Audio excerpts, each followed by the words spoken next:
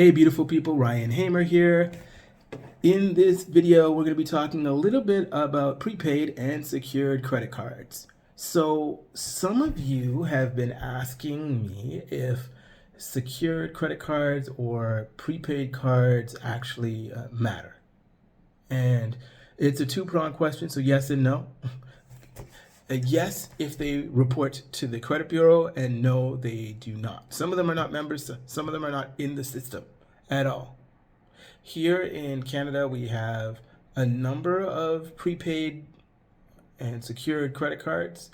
So what I would suggest you do is you do your due diligence and you do your research first before you put your money down. I mean, Capital One is a popular one. You also have, what's the other one? It's hold on, it's gonna come to me.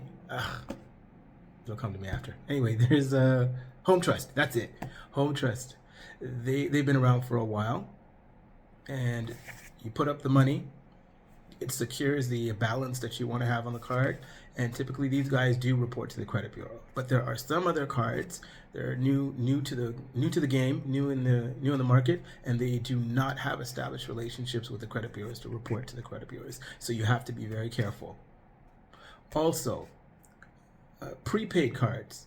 When you get a prepaid card, like some people think that you can go to the Shoppers Drug Mart and get a prepaid Visa or a prepaid MasterCard, or you received a prepaid Visa or MasterCard as a gift of some sort, and you can start using that, and that is going to be reporting to the credit bureau. Absolutely not. That is not true.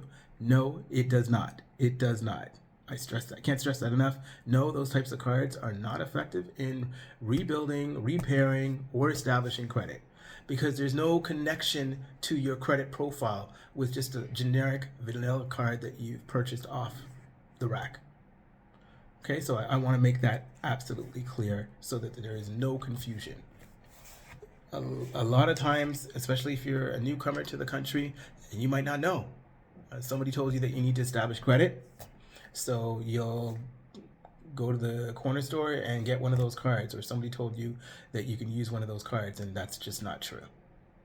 I've actually heard that, and I've seen that, and I've had one or two calls about that, and yeah, so I can understand if you don't know, you don't know, but please don't waste your money and don't believe that. That is not true at all. Anyway, just wanted this to be a quick video.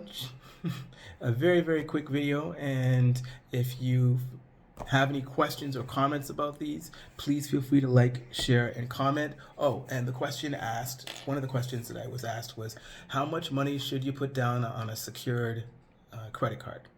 Does it really matter? Will there be, is there a certain amount of money that I should put down on a secured card to help me with my credit? The answer is, okay, coming closer. Whatever you can afford. Seriously, whatever you can afford.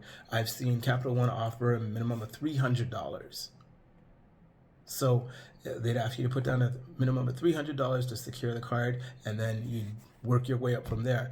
But remember, the smaller amount that you put down, it's the harder to manage, because what you also have to take into account is that there are fees that go along with these cards. They're not being completely altruistic by allowing you to put money down, and then they're going to allow you to use the card, and then they're going to report that usage to the credit bureaus for free.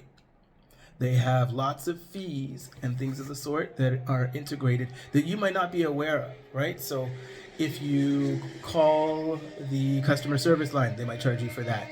If you have to make a payment over the phone or something, they might charge you for that. So they might have all these crazy admin fees that you need to be aware of. Also, ATM fees.